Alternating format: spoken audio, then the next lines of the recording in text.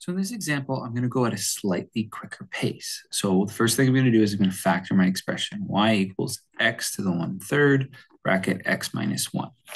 Here I have roots at x equals 0 and x equals 1, x minus 1, x to the 1/3. This is going to be positive, negative, negative, positive, positive, negative, giving me a function that is positive, negative, positive, and equal to 0 at these values.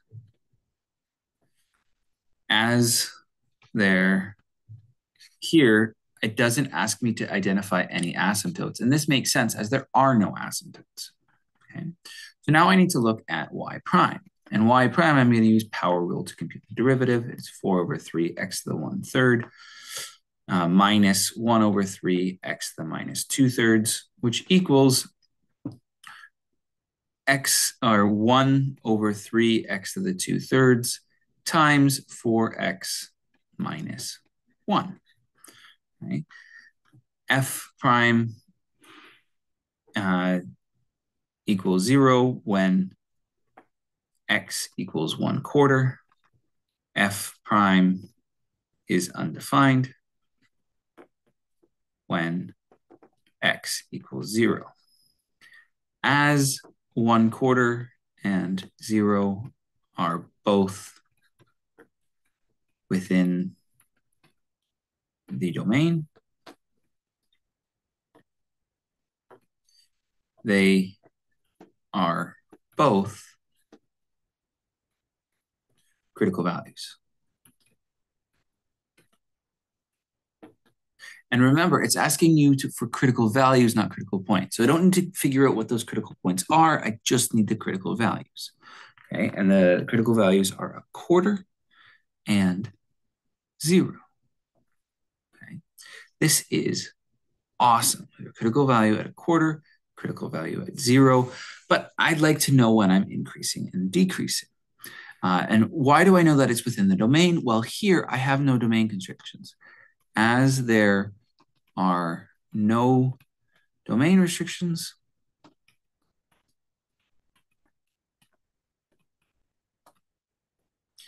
d equals the set minus infinity to infinity. Okay.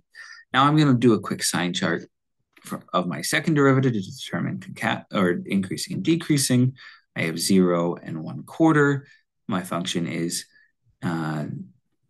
3x² / 3 and 4x minus 1.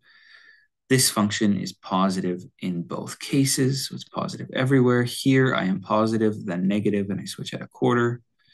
So my overall sign chart is negative, negative, positive. So I'm decreasing, decreasing, increasing. Finally, I'm going to look at the second derivative. My second derivative is 4/9 x to the minus 2/3 plus 2/9 x to the 1/3.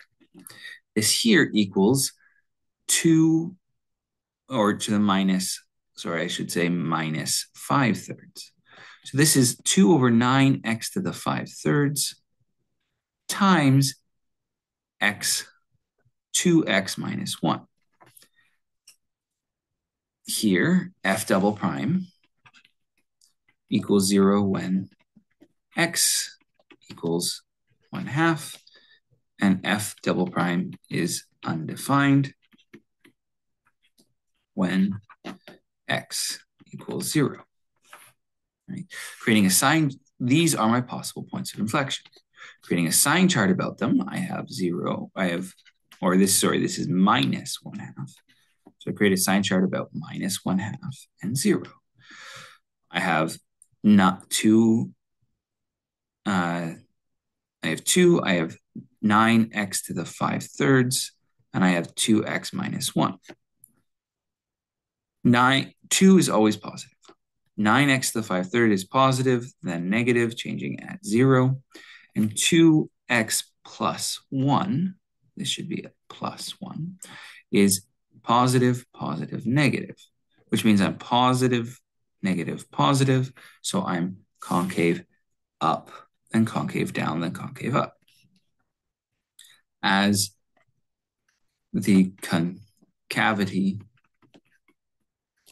changes about x equaling minus a half and x equaling 0, there is a point of inflection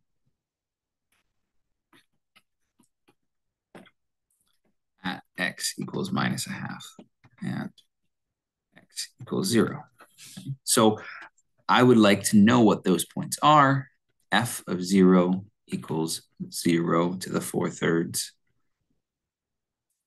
And the function, I just want to look back. Yep, it's constant. So 0 to the 4/3 minus 0 to the 1/3, which equals 0. And f of minus a half equals minus 1/2 to the 1/3 times minus a half minus 1, which equals 3/2 times minus 3/2 times 1/2 to the 1/3, or minus 3/2 to the 4/3. Okay, so now we got all of our, we got our 2 points. We got our point 0, 0, and we got our point minus a half minus 3/2 to the 4/3. Okay. Finally, we're going to create our sketch, which incorporates all of these ideas. I have that between 0 and 1, I am negative below. I am positive, positive, negative. I am decreasing, decreasing till 1/4, increasing, increasing. I have a horizontal asymptote here, and I have a vertical asymptote here. Okay. I am concave up until this POI here at, this is minus a half, this is a 1/4. I am concave down from here to my vertical asymptote, which occurs at my root 0, 0. I am concave up onward and upward. This is at the point 1, 0. And this critical value is at x equals 1/4. And this is a critical value at x equals 0. And now I'm going to go through and I'm going to erase all my helpful little sketches to get this nice curve. Okay? And we have our curve sketch.